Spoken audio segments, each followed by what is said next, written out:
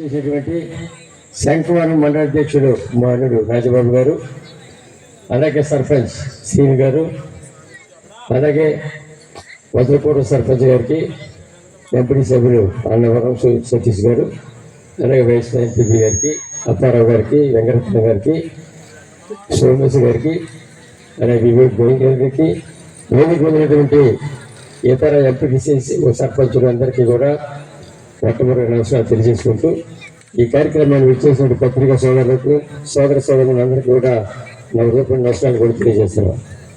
ఎందుకంటే పాత ఊరు 2 సార్లు నేను ఎమ్మెల్యే చేసినప్పటికీ కూడా అరుదరుదుగా వచ్చి తప్పించి పూర్తి స్థాయిలో ఎప్పుడు కూడా అక్కడ రాని సందర్భం కూడా ఒక్కసారి మీ అందరికీ కూడా మనం చేస్తున్నాను.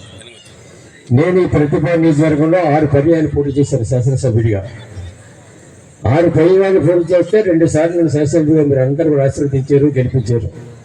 2004, 2014లో గెలిపించిన సందర్భంగా మరి మీ అందరికీ కూడా తెలుసు. రాజశేఖర గారి హయాంలో, అలాగే జగన్మోహన్ రెడ్డి గారి హయాంలో కూడా 5 సంవత్సరాలు, అలాగే కూడా 5 సంవత్సరాలు ప్రతి సంవత్సరం కూడా పనిచేసిన సందర్భం కూడా జరిగింది. మరి వేళ పాత కత్తిపూడి గ్రామంలో ఎందుకు పెట్టారు మీటింగ్ అంటే కొన్ని సమస్యలు కూడా పరిష్కారం చేసే విధంగా మీ అందరూ కూడా తెలియజేయడానికి దృక్పథంతో ఇక్కడ సమావేశం ఏర్పాటు చేసామని చెప్పేసి మా గంగారు సోమేష్ గారు కూడా చెప్పిన సందర్భం కూడా మీ అందరికీ కూడా మనం చేస్తున్నాం. దయచేసి వేరే మన ముఖ్యమంత్రి జగన్మోహన్ రెడ్డి గారి రాష్ట్రంలో చేసే అభివృద్ధి సంక్షేమ కార్యక్రమాలు గతంలో ఏ ముఖ్యమంత్రి చేయడు, రాబోయే రోజుల్లో కూడా ఎవరు కూడా చేయడానికి కూడా అవకాశం లేదని చెప్పి ప్రత్యేకంగా మీ అందరూ కూడా మనం చేస్తున్నాం.